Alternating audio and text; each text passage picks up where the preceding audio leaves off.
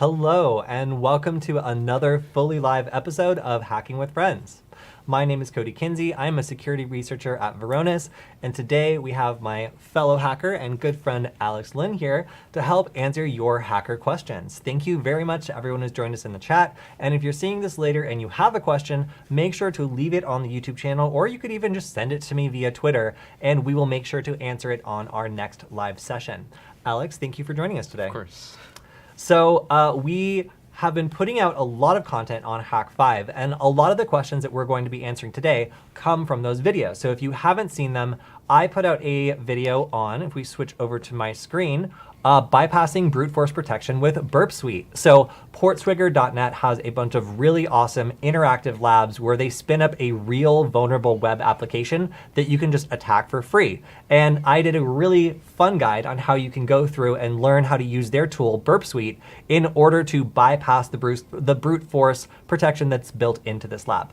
So it's a really cool and interesting way to just get started with Burp Suite. There's other solutions for this as well. One of my friends solved this purely in Python, and I think that's actually going to be the next episode that I am doing. So if you guys have any questions about doing basic web application pen testing, Burp Suite, or some of the labs available on Portswigger, feel free to shout them out in the comments or chat or wherever you want to, and I will answer those as well, because I've been working through all the different labs on portswigger.net. They're super fun, and I've even recreated some of them in CircuitPython so we can have them on the Wi-Fi Nugget. So all in all, super cool and a really useful educational tool. Alex, what video did you post this week? I did a video on deauthentication packets, basically how they're constructed and also how you can run one on the ESP8266, like a deauth attack. If you're not familiar with this chipset, it's a Wi-Fi microcontroller that you can find for sometimes under $5 on sites like AliExpress. But it's also the main chip we use on our Wi-Fi nuggets. So in my video, I showed how you could construct a deauthentication packet and how you could use it to target specific networks and connected devices to those networks in order to boot devices off.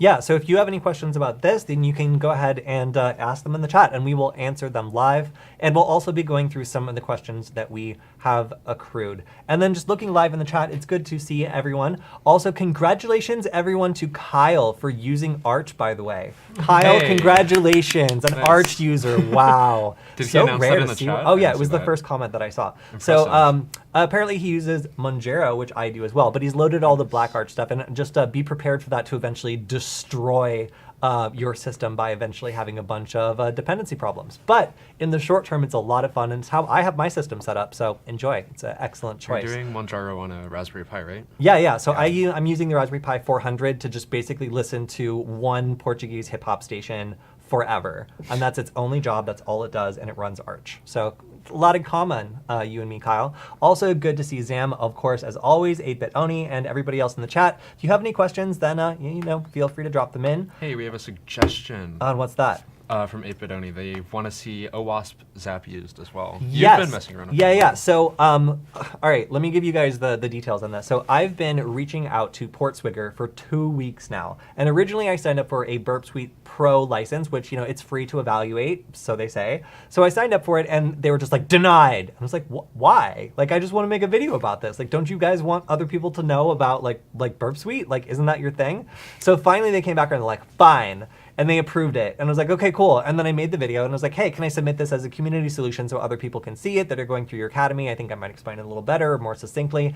And I could not get them to reply to me for weeks. I just got kind of like spam, just like telling me about all the features and like automated stuff. So finally yesterday they reached out and said that they liked my video and would like to include it. But in the interim, when I was like, this company doesn't even care that I'm making videos about their stuff, I decided to do a video on OWASP Zap as well. And OWASP Zap is really, really different. There's lots of different kind of ideas in mind, whereas Burp Suite is kind of primarily used as like a proxying tool, and then there's all the stuff you can do with the requests that once you proxy them. OWASP Zap has lots of stuff you can do with it, and it took me a long time to learn like what the heck a lot of these tools were for. Some of them are really useful, and I'd never been exposed to them before, but really it was quite interesting to suddenly have them just thrust upon me and have to just deal with all this interesting stuff that I'd never worked with before. And finding the proxying features alternatives was also confusing, and I couldn't quite get some of the things working on my first hour or two with it, but I really did like it. I think there's lots of tools available. The heads-up display is really interesting. Have you ever used it? No, I haven't. So OWASP has a heads-up display on their proxy browser. So when you open up like a web application you're testing, it displays information over it, and you can hide the information if you want to, but it'll show you like interesting things and like kind of point things out that might be security problems or that you should check out, comments maybe that might have credentials in them or something, so, or API keys. It's really useful. So I absolutely, if you guys want to see it, I absolutely will do that. It's a little harder, I would say, than Burp Suite, and oh my gosh, their documentation, sorry guys, is terrible. It's always just like, how do I turn on the proxy setting in OWASP? And if you were to do this for Burp Suite, like there would be like 3 super recent videos on how to do it on like good YouTube channels. And if you do it for OWASP, it's like one video 7 years ago that like hopefully still works. So it's definitely a steeper learning curve with OWASP Zap. But hey, it's free. And for like a $300-some product, the fact I couldn't get in touch with anyone at Portswigger for like 2 weeks is like kind of makes me want to explore alternatives. So thank you for the suggestion. We'll absolutely do it. And I will say that once you learn where the settings are, it is pretty easy to do, for example, the portswigger.net Academy Labs using OWASP Zap, because the Burp Suite like Community Edition deliberately throttles requests and stuff. So if you're trying to solve a lab that involves brute forcing, it will deliberately slow you down just to try to get you to buy the Pro Edition. So, you know, I think it would be good to also show off some other alternatives aside from just doing it in pure Python, which I think my next video is going to be. Nice. Okay, and then I know this is a Q&A session, but I'm flipping it on you guys, and I want you to settle a question for me. So Alex and I have been working on the Wi-Fi Nugget, and one thing that we were talking about today is a specific payload called the Rubber Nugget. Let me see a Wi-Fi Nugget. Here, you take one, I'll take one. All right, so the Wi-Fi Nugget, especially the S2 Nugget, has an ESP32 S2 at its core, which is able to run CircuitPython and support human interface device mode. Which is really super cool, which means that I can plug this into a computer, and then using the buttons here, I can trigger different payloads. And right now we have a specific piece of software called the Rubber Nugget that acts like a USB rubber ducky, and it can deploy 5 different payloads just by pressing these buttons. Really cool. Now, what we were talking about is how we could expand this and make it so by just using the screen and pressing the buttons, you could deploy all sorts of payloads if you find maybe a Windows computer or a Linux computer or a Mac OS computer. You never know which payload you're going to want to use. So creating a interface that makes it really easy for you to run payloads quickly is our goal here. So would you rather have a Rubber Nugget that has 30 payloads loaded up on it, and you can deploy any payload in 3 clicks or less, meaning you plug it in and then 1, 2, 3, your payload runs? Or would you want every payload that Hak5 has to offer loaded up onto the Wi-Fi Nugget, but it might take up to 9 clicks in order to go, all right, menu 1, scroll down, that's the category, okay, scroll down, that's the right one, and click again. And that could take a good amount of time, and if you're stressed out in a coffee shop doing a pen test maybe, and you're plugged into someone's computer, maybe you don't want to click 9 times in order to get a payload, and it doesn't matter to you that you could have access to any payload you want, you just want them deployed quickly. So if you have a moment, we're actively creating this feature, and I would love to get some feedback from the people who might end up using it. So go ahead and cast your votes. This is on my Twitter. I'll go ahead and drop this in the chat as well. But if you have an opinion, would you rather have 30 payloads that you can deploy in 3 clicks or less, or every payload out there, but some payloads might take up to 9 clicks in order to deploy? I'll drop it in the chat. Let me know, because I'm very curious to see what you guys think. And to answer the question is, yes, you can load your own scripts. So there would be basically 30 different slots, and you can put in 30 of your own payloads, or just leave the payloads that come with it. It's totally up to you. So yeah, that's a kind of a design we're looking at creating. We were inspired by some projects like the new OMG plug and Spacehoon's Wi-Fi duck, because we already have the ability to make this a really useful tool when it's just in your hand and you're pressing the buttons on it, but adding a web interface and some other features in the future are something that we're going to be looking at. So if if you want to vote on the poll, I would love your opinion, and you'll have some say in the way that this product is developed in the future. Personally, my opinion is I think that 3 clicks or less is a good target for being able to deploy a payload, and I would rather have fewer payload slots and deploy them really fast and be able to pick which one I want, rather than have every payload under the sun and get stuck in like a file tree while I'm like doing something sketchy. But that's just me. I think future Nugget should implement neural implants so you can just deploy them by thinking about the payload. Okay, so Zam also says that I should connect to the S2 via Bluetooth serial. Do you know something about the S2 that I don't? Because as far as I know, unfortunately, the S2, the ESP32 S2 doesn't support Bluetooth. It supports Wi-Fi and USB, but not Bluetooth. Yeah, I think that's like the C3 or some other chipset that has Bluetooth in it. Yeah, so that would be, I mean, you know, that would be ideal if you could just connect to it over like a different radio and then just have the problem totally out of the way. But unfortunately, I think that this one doesn't let me do it. Yeah. But yeah, so this is just another step in us attempting to make really useful and fun hacker tools for the community. And of course, you can always build your own. Alex has a video on Hack5 about how you can make your own Wi-Fi Nugget if you really want to. Yeah. I'm also working on like some software libraries that make it easy to like create your own tools as well. So we'll probably be having some tutorials coming out if you want to construct your own interfaces for various attacks or stuff like that. Yeah, one thing that I think is also really cool that I haven't fully explored yet is the fact that this can do both the keyboard and the mouse. So if you had a payload that was able to like just start casting someone's screen remotely, then if you had a link back to the Wi-Fi Nugget plugged into someone's computer, you could see their screen, move their mouse, click, and type, which is like pretty cool remote access. And you can also, because this mounts itself as a USB flash drive, if you want it to, you can have it hide the flash drive or you can have it show up as a flash drive.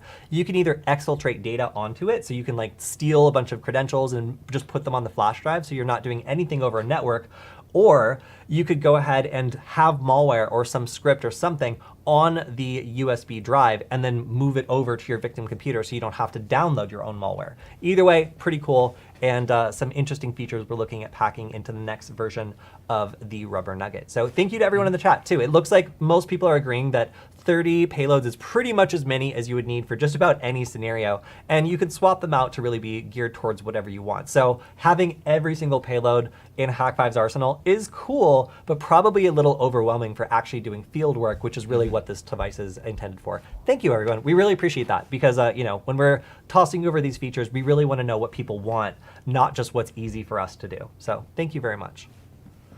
Chris has a question about assembling his Wi-Fi Nugget. Yes. He says, I have a Nugget 2.1 that I have to assemble. It says I need to use double-sided foam tape for the gap between the PCB and the screen. Do I need it? We actually ran into that problem just last night. Yes. So, all right. So in making a hardware product for the first time, all sorts of things came up that we didn't expect. And some of these problems were things like durability or how pressable the buttons were, or like whether or not there was enough room to assemble something in a way that didn't ruin it by accident.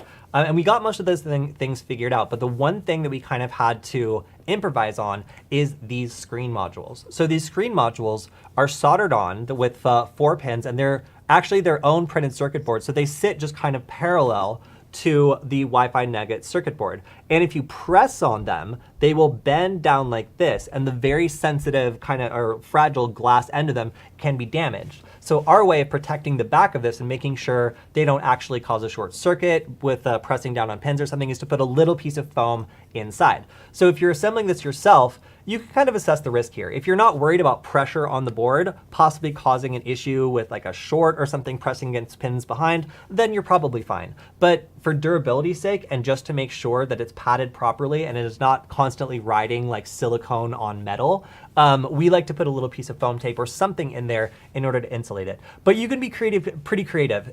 Any non-conducting foam-like thing will work. We were using literally pieces of foam, or we were using pieces of like foam tape from like Home Depot. You know, it really is up to you. It's just a matter of protecting the back and making sure it doesn't cause a short circuit. But yeah, this is now like the one thing we're trying to like fix with the newest version of the Wi-Fi Nugget that doesn't even have a separate module. It's all integrated into the printed circuit board, so the screen lays completely flat. It's just one of those things that you can kind of mitigate, but when you're designing a piece of hardware, you never really think about how the screen is going to like stay completely flush until you actually have it in your hands and you're trying to put it into a case and you realize that it's kind of like there's a little bit of play there and you don't like that. So yeah, you don't really need it, but it is a quirk with the design that makes it a lot more durable if you can put something in there to pad it. Good question. All right. We have a question about Metasploit from Jasper. Okay. It's been a minute, but I'll do what I can. Cool. I'm curious and would like to know how powerful is Metasploit, and in what scenarios will hackers use that tool? Oh, well, Alex is the expert on Metasploit. Go ahead, Alex. Oh, I definitely am. I've used it multiple times myself. You've never used it, have you? I have never. I know vaguely of it. It's like a framework that makes it easy to both scan for, I think, vulnerabilities and like quickly deploy scripts against them. Yeah, so basically what it is a framework to be able to do like the attacker's kill chain. So it kind of assumes you're following like a methodology where you're like following this kind of set of steps that takes you from like discovery and reconnaissance all the way to like identifying the lowest hanging fruit, scanning for vulnerabilities, confirming they exist, and then deploying some sort of payload and getting like Meterpreter or something to call back and having a session. And from there, you can move laterally, you can do all sorts of bad things. So Metasploit is really a very powerful tool. And the more you know how to use it, the more powerful it's going to be. Now, can you be an idiot and use Metasploit? Yeah, you can.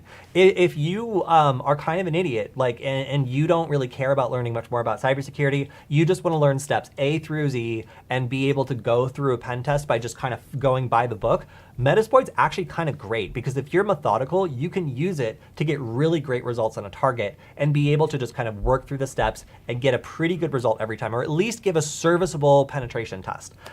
It's kind of remarkable in that if you understand the methodology and the way to run through the tool, it is pretty easy to run a good report and be able to, at least on a somewhat surface level, be able to assess whether or not there's anything vulnerable on the network or that you can get access to. Now, of course, there's lots of different ways where it falls short, and then a more advanced person would be able to take things much, much further with the ability to maybe write their own little Python proof of concept exploit or something to go a little bit further once they've gone through the reconnaissance step. So being locked into Metasploit is kind of like not something you want to do either, because really it's a very, very valuable tool in the scope of a penetration test, but it's just one tool. So if you live inside that tool, great. It can be really, really great to know exactly how to use this tool very precisely, and that could be your niche. But there's a lot more to a penetration test than just Metasploit. So if it's something you haven't put in your toolkit yet, then it's kind of okay. But I do recommend people check it out, because like I said, you can still be kind of an idiot and use it. And like, it is a powerful tool that has good documentation. And in general, once you understand the command line flow of modules and options and like all the mandatory versus optional things, I've gotten lots of really interesting things to work. And I've also used a lot of other tools that are built on the exact same flow as Metasploit, such as Routersploit, which you could probably tell by the name, but uses this exact same kind of methodology and like progression as Metasploit does, but attacks like routers and IoT devices. So learning how Metasploit works is a great way to get set up on some of these other tools that echo the functionality, because it's so popular and follows a very popular kind of attacker's kill chain style of exploitation. As with most things, though, it's like a framework, so it's like meant to speed things up, right? So I figure it's still better to know how to use like raw and dirty tools that require you to like either automate stuff yourself or be able to script things, but it's useful, I guess, in scenarios where you just want to quickly deploy tools that are already included in that toolkit. Yes, and question from the chat, is it only questions about networking that are being answered? No, you can ask any hacking related questions, but if we don't know it, we'll probably pick it last. So if we're not picking your questions, probably because we maybe have no idea. Although sometimes we'll just pick your question and just tell you that we have no idea. Hey, we have a question about our Nugget. Are the payloads stored on memory or disk before execution? Depends on the payload. So typically, like, this is a keystroke injection payload mostly. So the payload is whatever you want the payload to be. Like, there's some payloads that I think we can execute that our friend Arsenis is looking into that exploit that like Razor vulnerability, where like if you send like the right codes, like it will give you the ability to launch an application as root, and then you just automatically have root and can do payload injection. So there's different ways you can go about injecting the payloads that either stay maybe in memory or are written to disk. For example, if you wanted to have a payload on the Wi-Fi Nugget, on the S2 Wi-Fi Nugget, and you plug it in, and then the payload literally is just copied from the disk over onto your victim computer, obviously that's just file transfer. But if you wanted to maybe have like a a power script shell like thing that it just opens the door for downloading a second stage, and then that just runs in memory. It's really as fancy as you want it to be because the primary delivery mechanism is just a human interface device in the form of a mouse and keyboard. I'm actually kind of dubious about this question. I don't know if they mean, are the payloads stored on the Wi-Fi Nugget in memory or disk, or if they're talking about like the actual execution. As for the Wi-Fi Nugget, though, we were actually running into problems with like storing the payloads, which we were literally just talking about. With the way like CircuitPython blocking memory or something like that, we're not able to like write to the disk in order to store them quite yet. But there's ways that you can like manually load like Ducky script files or stuff like that to the Wi-Fi Nugget before you run those scripts. Oh yeah, that's a fun fact about CircuitPython. Right now, you can either have the user write to the CircuitPython disk via USB, or you can have the program write to, like for example, a Wi-Fi interface. You could input some information, have the program write to the disk, but not both at the same time. They will not let you. And you have to decide that at boot. So as soon as this starts up, you have to decide, do you want this to be in USB user mode, where it shows up as a USB device and the user can upload files and change things, or do you want to have it show up as a just non-USB device, just as a keyboard, and then have the program itself be able to write to the disk. And it's really annoying to have to choose between these two at start. It's just the way that CircuitPython handles file rating, which is very strange. We're trying to find ways to circumvent that, but like right now we're working on a web interface that lets you just like live run payloads. So you can literally just like connect to this over Wi-Fi, pop open a web browser, and then like type out the payload you want to run, click run, and then it'll automatically send it over. Or you can alternatively store and like download payloads to the Wi-Fi Nugget by putting it over USB and then just injecting those when they're pre-stored. All right, let's go ahead and pull up one of the questions we had on your video. So again, Alex's video was on, his last video was on deauthentication and how this little microcontroller can kick Wi-Fi devices off of their network. So what's the question? Okay, this one seems more like a comment, an aggressive one actually. Weird topic for 2022. Since the IEEE 802.11w management frames after authentication can be encrypted, and deauthentication/disassociation attacks are no longer possible on these networks. Okay, first off, that seems a little incoherent. A better alternative might be to exploit the hidden node problem by injecting RTS and CTS frames, but I haven't tested that myself. Well, that's really helpful. Alex, be nice. Okay, so all right, weird comment for 2020. The point that's being made here is there are standards of Wi-Fi that now implement protection against arbitrarily spoofing the frames that are kicking devices off of a network. So it should, in theory, no longer be possible for a random third-party device to pretend to be the router or someone else who's authorized and kick a device off the network. Shouldn't be possible anymore. However, in practice, I do not see this implemented almost anywhere. It is still very rare to see the protected management frames in use, and while they are now mandatory in WPA3, you'll find that most access points that have WPA2 implemented do not use this. Why? I don't know. But in general, I find that while there is a fix available for this, and it has been around for quite some time, the majority of Wi-Fi devices or Wi-Fi access points do not do this, and as a result, they are still vulnerable to this sort of attack. So, yeah. There's also stuff like we were talking about downgrade attacks. I don't know if that necessarily opens up the same vector for things like the authentication attacks to still be run, but I know there's still older like WPA2 attacks that can be run against routers that include WPA3 encryption.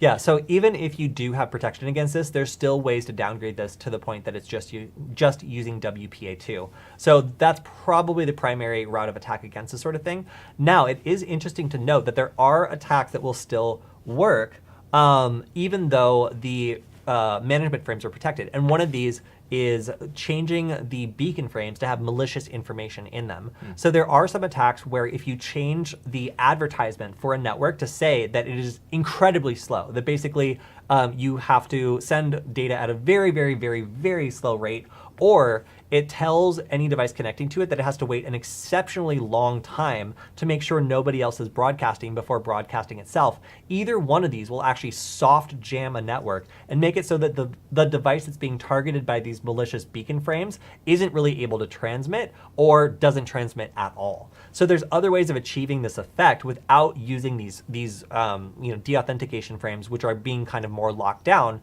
And as a result of that, it's possible to execute some of these attacks against networks that are otherwise protected. So fair point that there is some sort of protection for this, but I will say it's not implemented very broadly. And on top of that, there are still alternative ways of attacking in virtually the same way. Yeah, also, like, just because there's a fix for it doesn't necessarily mean, like, it's not relevant anymore. And, like, people are just complacent about security, so we know, like, WPA2 is still going to be probably the most prevalent standard, like, for Wi-Fi that's going to be around for a while. Like, not a lot of people just have a reason to upgrade. Grant says that we deserve a bigger audience. Well, we're actually thinking about trying to get this live Q&A stream also on Hack 5. So at that point, we would have almost 800,000 people who would see the stream. And of course, like, only a fraction of them would probably show up, but it would still be crazy. We would probably have like 100 or hundreds of people in the stream, which you guys might miss when it's just you and us, and we can see your comments before they get bounced to the very top. But yeah, honestly, we're so happy with this stream. We would really love more people to be on it and also see it. So we're thinking about doing a version of this that would be on Hack 5 and have some really cool guests join us. Because so far, it's just been me and Alex for a while, which is fine. But it would be really nice to have some other hackers join us on the stream and talk for a while and just check in with them. So yeah, thank you for the support. We appreciate everyone on the stream. And we might only have 25 to 30 average sometimes, but it's still great to check in with everyone. And some of the questions we get are absolutely outstanding. So if you have any questions, that's why we do this. All right, let's take another question from Alex's YouTube video. Cool. Hopefully this one's not ripping on me. This one's from our Q&A from last week.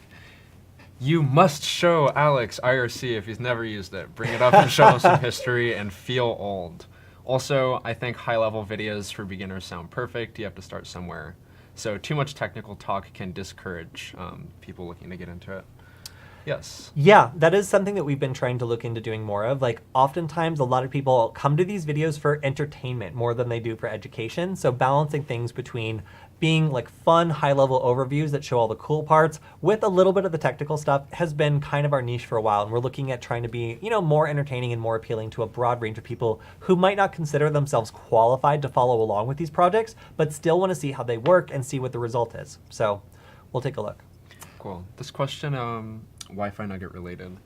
So the Wi-Fi Nuggets do some assembly or just some scripts to copy and paste or to execute the payloads. What I mean is, are these payloads executing on real time, or do they use any target disks to store any of the things they need? So the way that it currently works is any Hack 5 Ducky script payload can be loaded up onto the Wi-Fi Nugget, and from there, you can go ahead and execute them when you press the button. But if you want to run it live, there is a version with a web interface that we're currently working on. It works, just not great. So we haven't quite released it yet. And all the test stuff, all the test pages that Alex has sent me are full of minions. We would get sued into oblivion.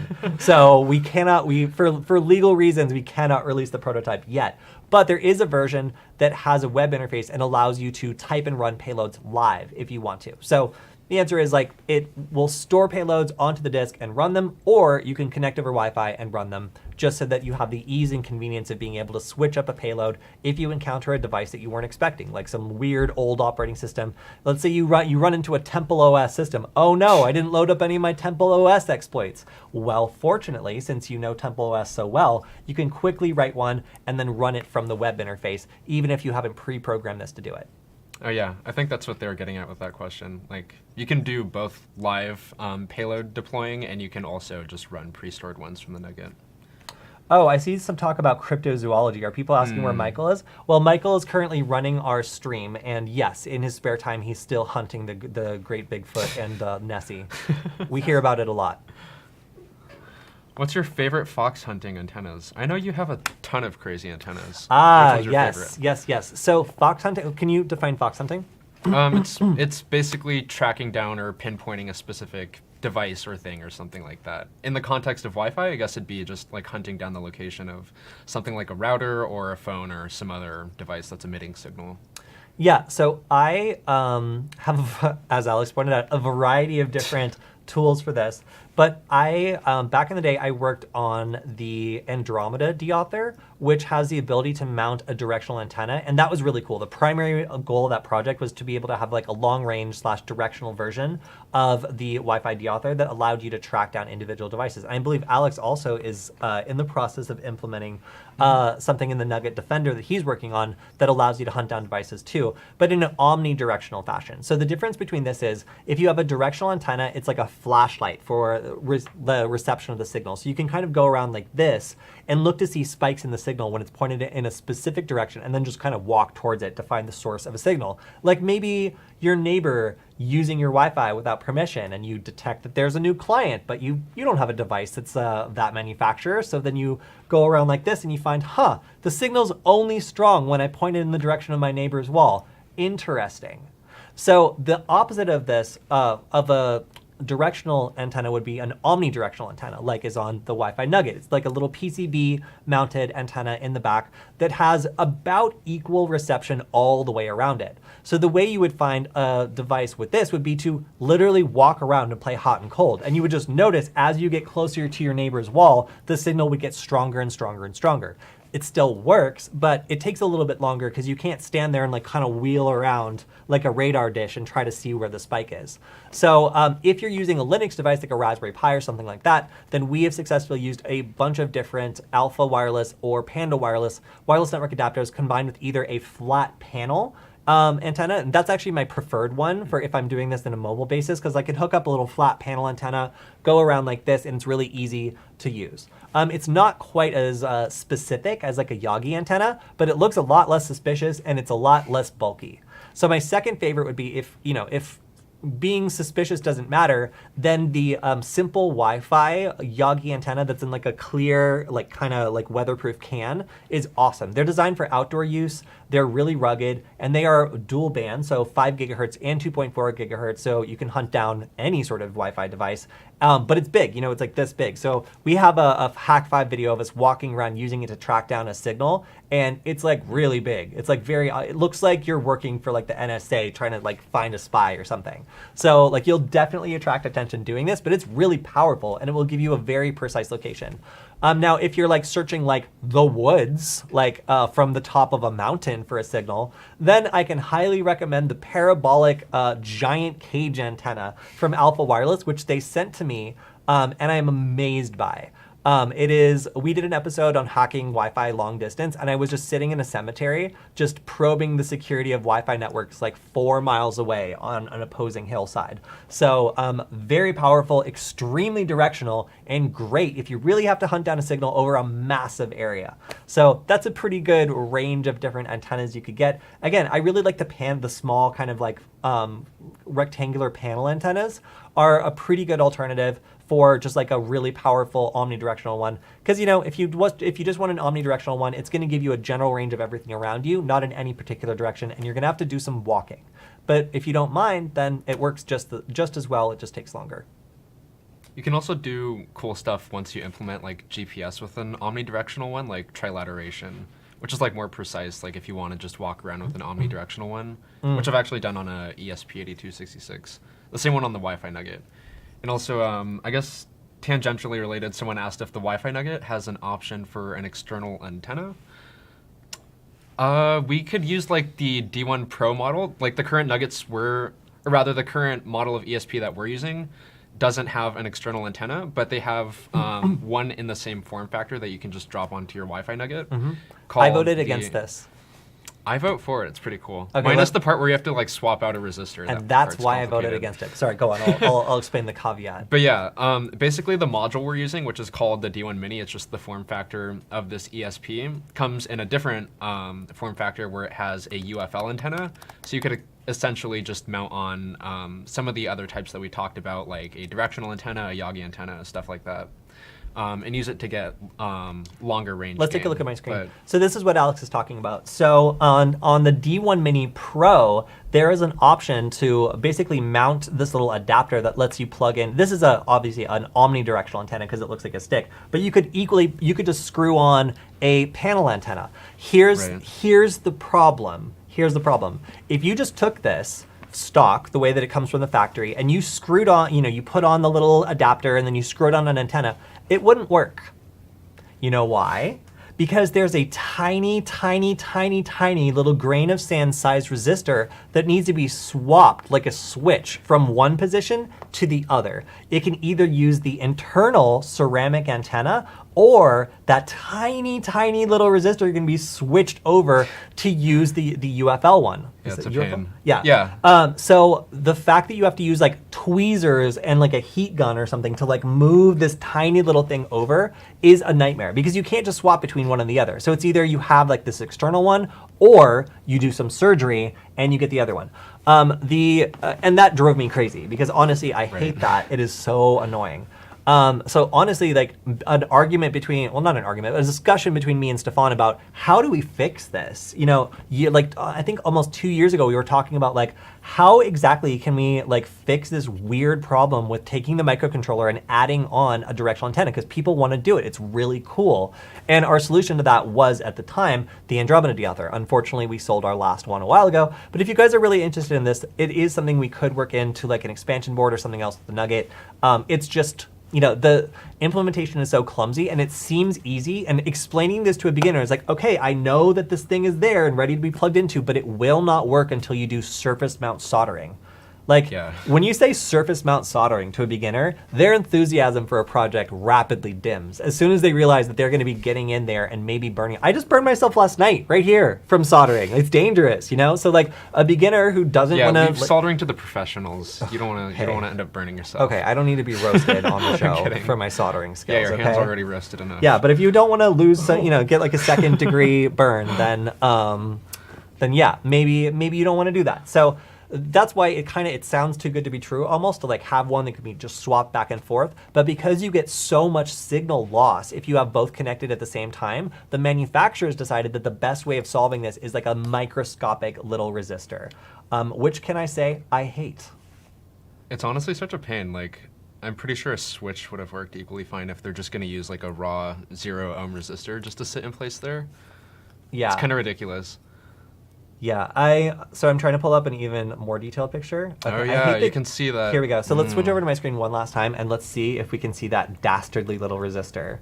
There it is. Okay, so right here in the middle of my screen, you can see this little 0 resistor. The 0 ohm resistor is currently connected to this Rain Sun ceramic antenna. And in order to make this work, you actually have to pick this little sucker up, which is, by the way, very tiny because this whole thing is the size of a quarter, and then move it over so it's making contact here and it switches there instead. Painful. So I bet you guys didn't know that. It's something that we had to learn when we were working with these, and we're like, hey, I'm getting really bad signal strength on this directional antenna. It doesn't seem to be like doing anything. And then we realized like, oh no, we actually have to do surgery on this little thing in order to get it to work. So that's why it's so difficult to mount like an external antenna on a little microcontroller like this, because there's no built-in connector on the standard D1 Mini, and then on the D1 Mini Pro like this, you have the problem where you have to pick one or the other. So if someone's not going to be using the ceramic antenna, it just ends up causing problems. And connecting it to a switch actually adds more metal to the system, which causes like interference issues and signal degradation as well. So, signal people don't like that solution because it ends up causing like some sort of like problem. So yeah, it's an interesting question and a kind of weird microcontroller niche, but excellent question. We were talking also about like maybe implementing the ability to add long range to like our smaller surface mount nuggets, since we'd be able to like circumvent the problem of having to use a third party module. So let us know in the comments if you guys are potentially interested in seeing like a long range nugget or something like that you can swap an external antenna onto. Yeah, one question was asking where you can affordably get a Yogi antenna. In the UK, I do not know. I am sorry. We got our current one literally from the dude from Simple Wi-Fi at DEF CON after I bet him. I was like, hey, that's a nice display unit you got there. His conference is over. Maybe we could do a video on it, get you some customers. And he's just like, all right. And he was really cool about it. So Yeah, we got ours for free by begging. So I'm not totally up on the best suppliers for Yogi. I will say that they're really useful. The 2.4 and 5 gigahertz is great. And I don't know if they degrade over time. I would imagine like perhaps the sensitivity could degrade over time maybe, but that would be like the wireless network adapter connected to it maybe, and not necessarily the antenna itself. So maybe try a different wireless network adapter and see if that's the case, but also clean your contacts, because over time, like if anything gets on the contacts and creates a film or like otherwise is like, you know, causing a little bit of interference, it will greatly decrease the amount of signal you get from an otherwise good antenna. So just some rough advice. Oh yeah, and someone else mentions that the solder job requires a microscope. We ended up using one of those desk-mounted like kind of magnifier cameras to like put it on a screen so we could see what we were doing, and it was still not fun. And we do this stuff all day, so that's why it's kind of more difficult than you would think to add a directional antenna to a microcontroller, even though it would instantly turn it into a better fox hunting device. And it seems in a straightforward fashion like it would be a huge advantage. I still really want to do it. We should talk about that for a future Nugget. We'll do a proof of concept maybe. Yeah. Long-range Nugget. Yeah, and someone else mentioned Simple Wi-Fi rocked. Honestly, those dudes are so cool. They're extremely like Florida. They just have like a very Florida attitude, if you can figure out what that means. But they're like, they started out with like people who did like boats and like other like really like long range like Wi-Fi applications. So the fact that they're like super popular in the hacker community, they're just kind of like vaguely confused by it. And they're just like, well, they really like us. I guess we like them too. So yeah, they just have an awesome attitude. Like their content's nice. Like they have great products, and like they're really, really cool to work with. So just from having worked with them personally, I really like the dudes at Simple Wi-Fi. Yes, their products are a little bit pricey, but like they're very professional about what they do, and like their customers are quite demanding. So they have really good stuff. Sam's asking, what is the best battery size for my WS2812 / Neopixel setup for Quadcain? Are you talking about battery capacity or like physical dimensions? Because I'm not sure. Yeah, Alex would be the guy to ask about that though. We had to assess a bunch of different battery types for one of our versions called the Long Cat, which was a Nugget with a battery pack on the back so it could stay powered up. It is hard to pick. We ended up going out with how many? Like iterations or no? How many batteries? Like 2. Oh, just to like, power the Long Cat? Yeah, oh god, it was like 2 AAA.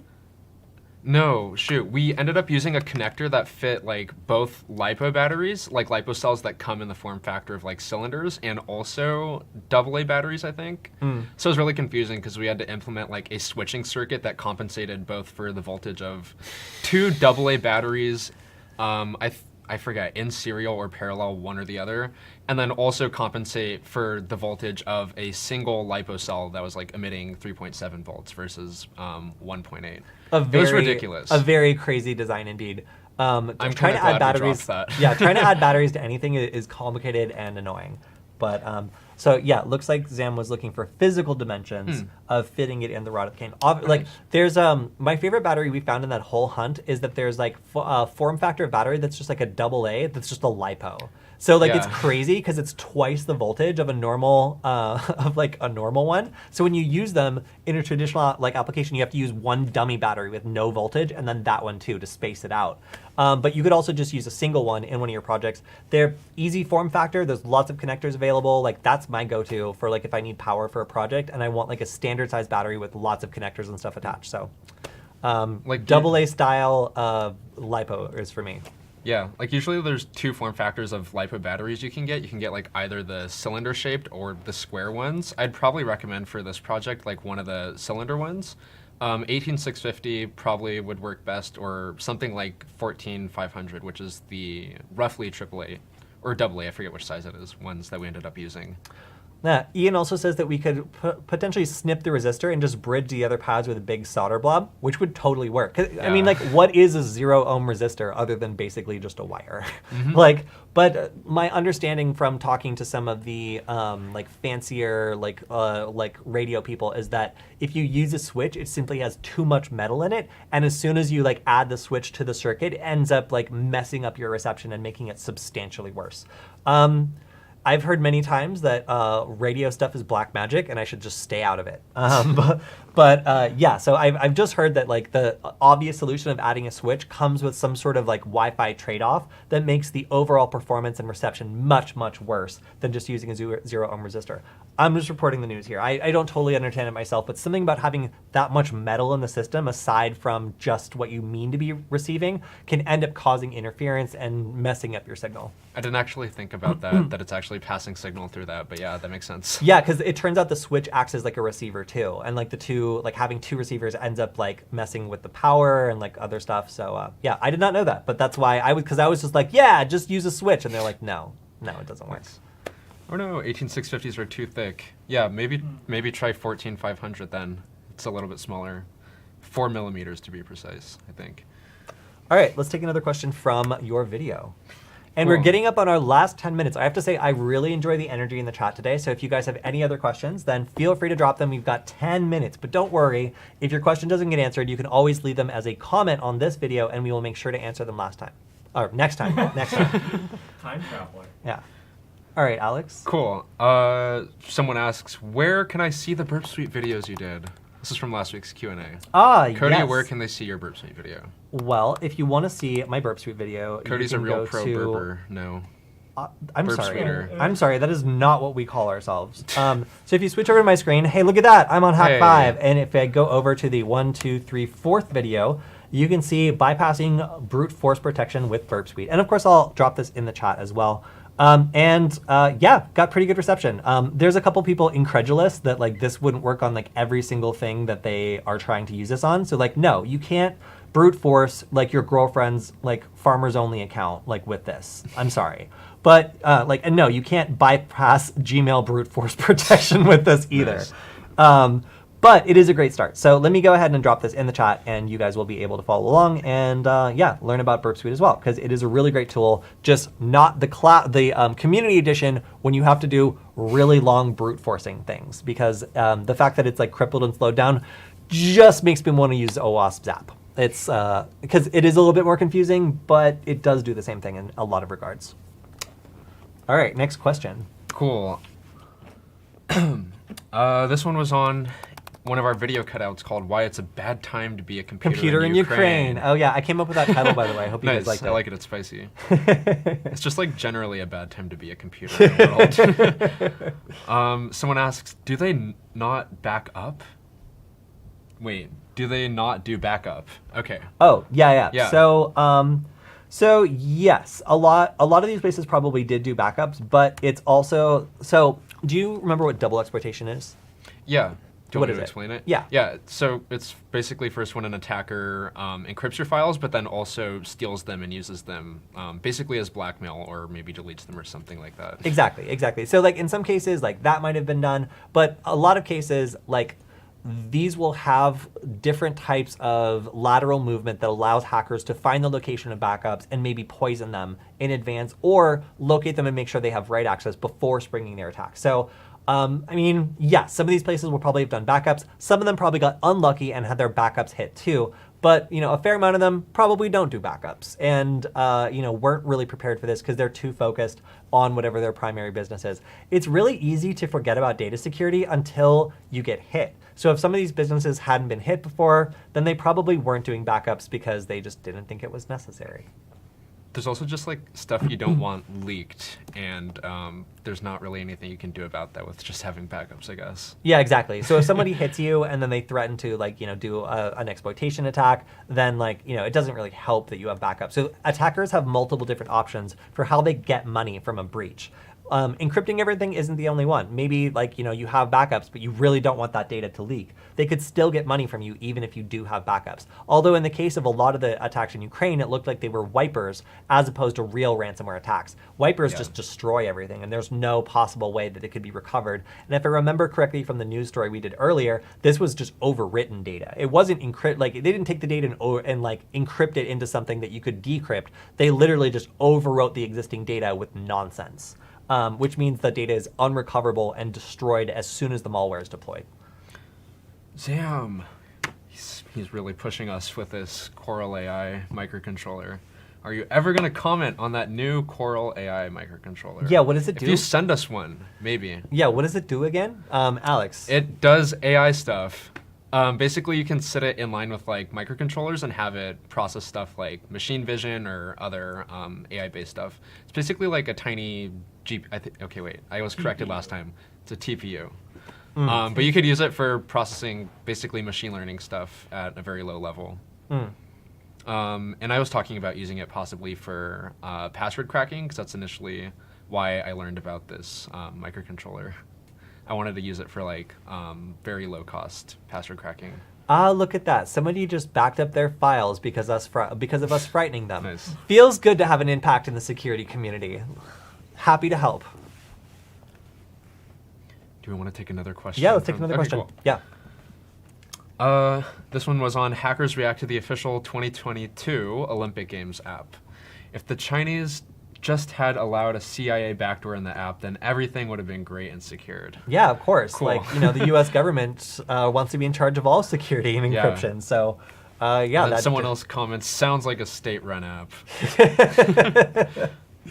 Yeah, well, I mean, it's no surprise that the Chinese Winter Olympics Games app is gonna have some security issues, or some privacy issues in this case. But yeah, again, not particularly shocking given the source, but also not nearly as bad as some of the claims that have been going around social media have suggested over the last week. Oh yeah, those are just I don't like those unsubstantiated claims about this app. Yeah. Okay, so another just comment in this case is just Elon Musk is creating computer chips that are implanted into a person's brain. Can't wait for you guys to make a video on how to hack into it in the future. Yeah, I can't wait to hack into it to turn the ads off, because I'm sure that it's just going to stream advertisements directly into your brain at some point. But yeah, once I figure out how to turn those ads off, I will let you guys know. I would hack one and make it into an interface for the Wi-Fi Nugget. That'd be real cool. All right, let's take another question. We've got about 5 minutes left. So if you have any other burning questions you want us to answer on this session, feel free to ask them now. And if not, then just leave them as a comment on the YouTube video and we'll get to them next week. Cool. This is the last question we have queued up from our videos, also on the same Olympics Games reaction. What would you guys recommend on the digital level to protect the athletes from surveillance? Would a VPN be enough? Oof.